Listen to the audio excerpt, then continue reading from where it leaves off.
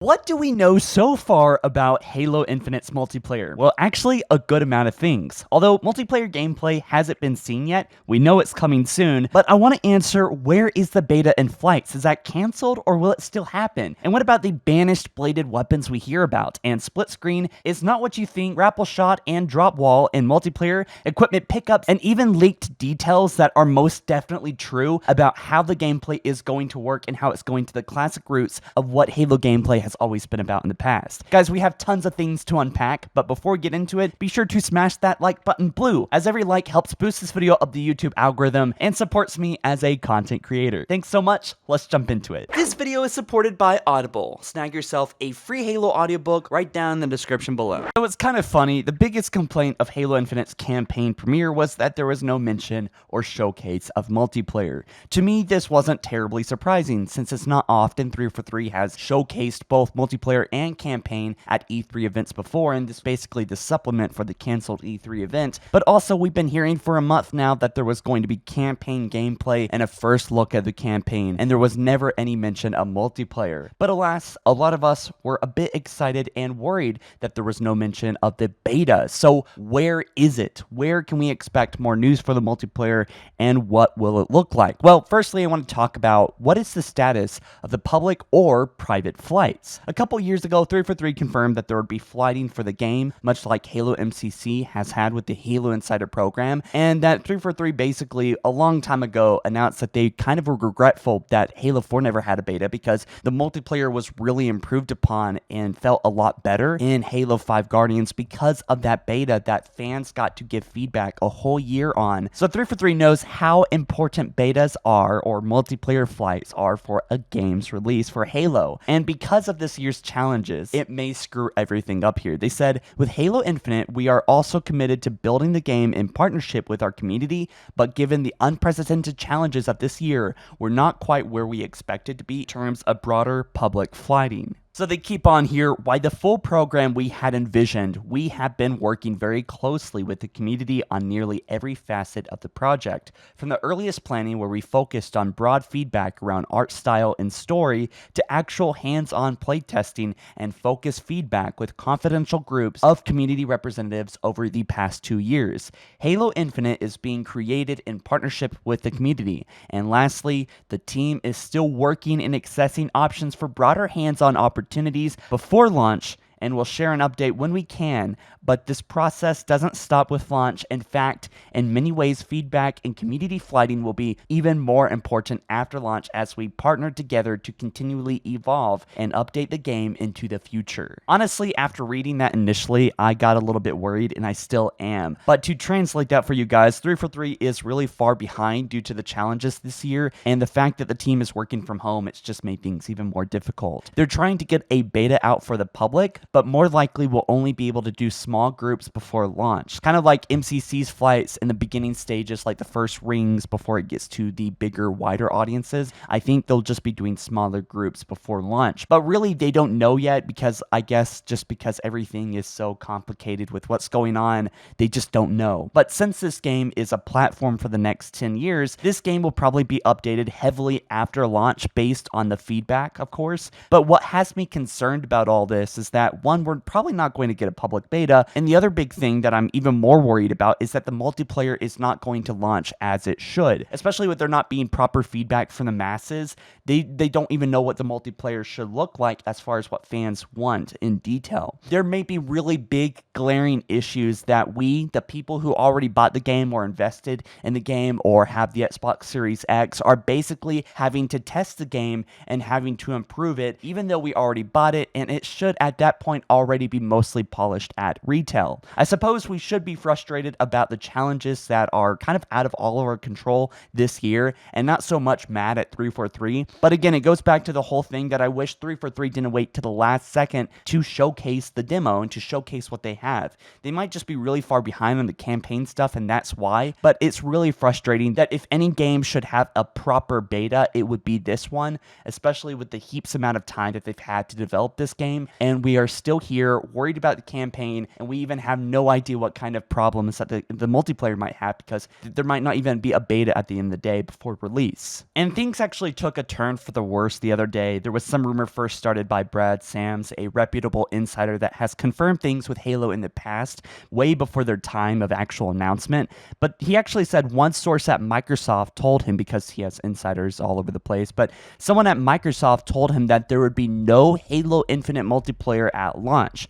Well, thankfully, Sketch on Twitter responded to this rumor, striking it down. Nothing to see here, folks. This is not true. And then the original tweet was deleted. So basically, this confirms that Halo Infinite will launch with multiplayer, but it's kind of sad that the community has to sweat over things like this, you know. But this wasn't the first time this kind of rumor came about in the community. A couple years ago, the same thing was floating around, that Halo Infinite's multiplayer would come at launch, and then 6 months to 12 months later that the multiplayer would launch. But inside sources have been claiming that 343 has been having some trouble with Halo, and I think the crux of it is that 343 maybe overshot their ambitions once again, and that this game at the moment is really down to a crawl as far as development speed goes.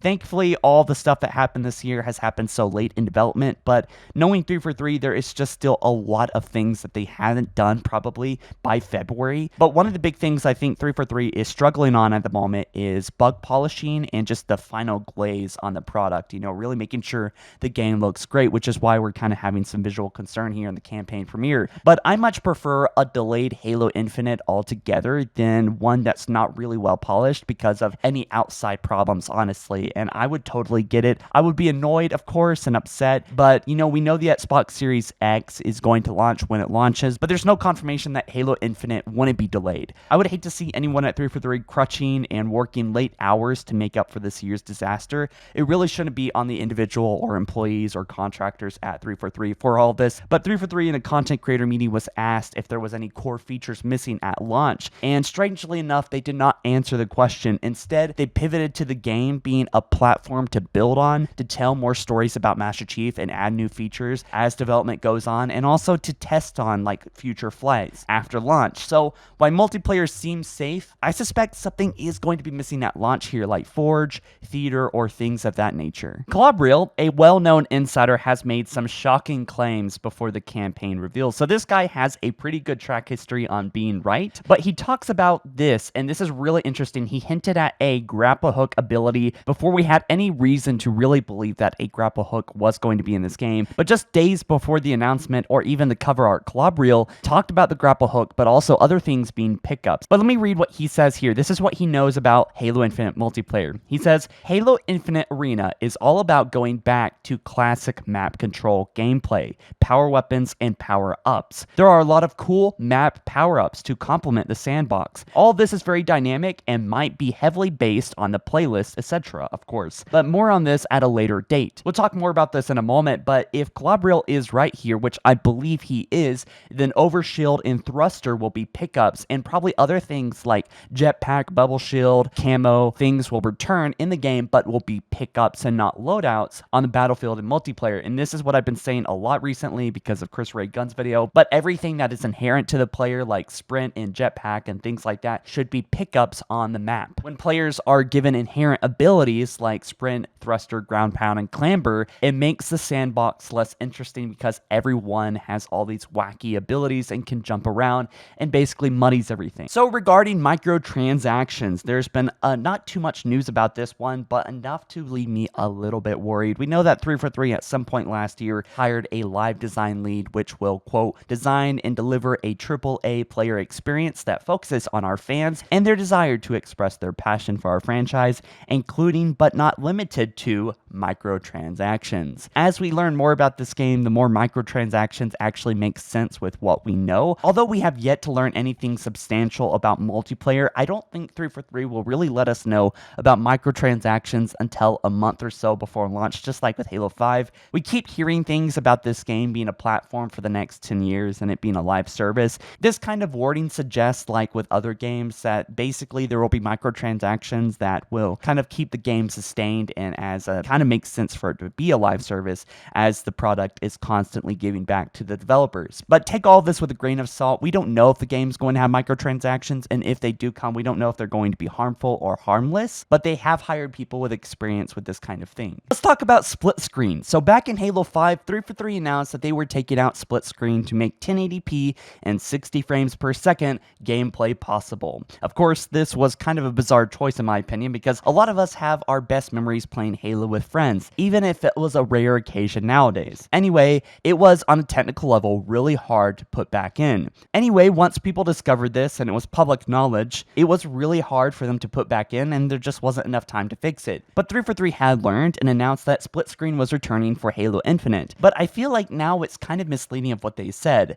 They announced once again that the game was going to have 4-player co-op, which we assumed was all split screen. But here's the deal. It's actually 2-person split screen and up to 4 players in co-op. Jerry Hook said on Twitter, "Hey everyone, I saw reports of campaigns supporting 4-player split screen for campaign and just want to correct. Halo Infinite will be supporting 2-player split screen and 4-player online co-op for campaign. Sorry about the confusion." So basically that means only one person can play with you in real life, and maybe if you have another console, 2 people can play on that console, making up for 4 people in the campaign. Let's talk about esports. So we've known for quite some time that there's an esports team helping on Halo Infinite's multiplayer for basically the game to be more competitive. Also, Esports Engine and 343 announced their partnership and also a 12-month roadmap for Halo Infinite to be published before the release of the game, and I wonder if that's been thwarted entirely. But with all that said, we know 343 is serious about multiplayer being competitive again, and I'm worried that they're going to bring back all those abilities, the inherent abilities like sprint, clamber, and thruster, and so on, into multiplayer again. But we do know whatever they did in Halo 5 worked, and there was a huge scene of people being interested in Halo 5 multiplayer. On the flip side, we know if you liked armor customization and reach,